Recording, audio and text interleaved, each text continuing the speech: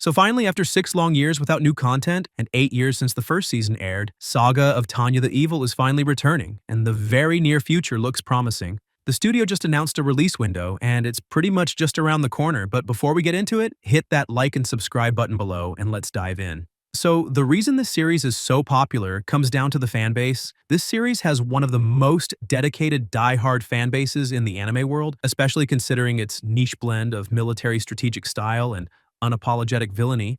It's not the largest like One Piece or Attack on Titan, but what it lacks in number, it makes up for in passion. I don't want to be negative about this, but the fan base has been waiting around for 8 years despite the studio's radio silence, and fans never let it die. With that being said, the new light novel is almost more popular than the anime because of the lack of anime content, meaning this fan base also translates from the light novel, but the new one. The old version is the original web novel that Carlos Zen wrote and posted online around 2010 to 2012. It's short, rough, and pretty much ends after about 20 chapters, which translated to roughly the equivalent of 27 light novel volumes if stretched out, and is not the one the anime is adapting. The new version is the official light novel series, which is published by Kadokawa since 2013 and has 14 volumes so far and is still ongoing. It's much longer, polished, and expanded. The new one will likely not be the same as the old one, so the anime will be completely different. For example, the old light novel ended with the war ending ambiguously. Tanya fakes her death, changes her identity, moves to the Unified States, and it's implied she lives to around 50 years old. And then humanity discovers aliens on Mars and the Moon in the 1950s to the 1970s, leading to a sci-fi twist that feels tacked, which pretty much, in my opinion, killed the story, but this is a later spin-off chapter. So the new light novel series, which is canon to the anime, has already branched into its own path. So thankfully, we still don't know how it will end, and there probably won't be aliens, but I don't want to yap about this the entire video, so let's get into the release date and everything that was revealed. So on the 28th of November, the studio released a new teaser visual, a new promotional trailer, and a release window which is set for 2026.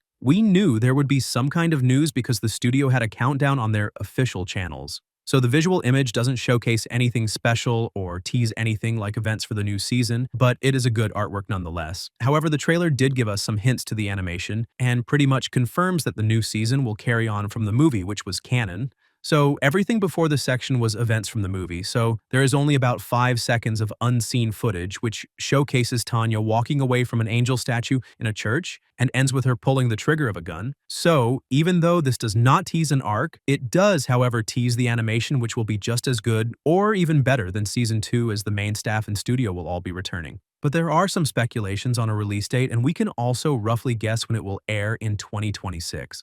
What is almost certain is that Saga of Tanya the Evil will not air in April, which is the spring season, so it would either air between July and December 2026. The reason for this is that Re:Zero Season 4 will air during the season, and Kadokawa, who is the publisher, likes to space out their anime. Also, we got a comment from the author who states that they are currently working hard but asks the fans to wait a little longer. This doesn't outright imply a delay, but it does suggest we will need to wait a bit longer. Like I said, roughly Q3 or Q4 of 2026, but I'm guessing it will likely be the fourth quarter of the year. So Season 2 will adapt volumes 5, 6, and 7 of the light novel, which follows the movie's adaptation of Volume 4. That means we will continue to see the story focus on the Empire's multi-front war becoming a global conflict, and Tanya's desperate, logical struggle to survive and secure a safe, high-ranking position despite being X's constant interference.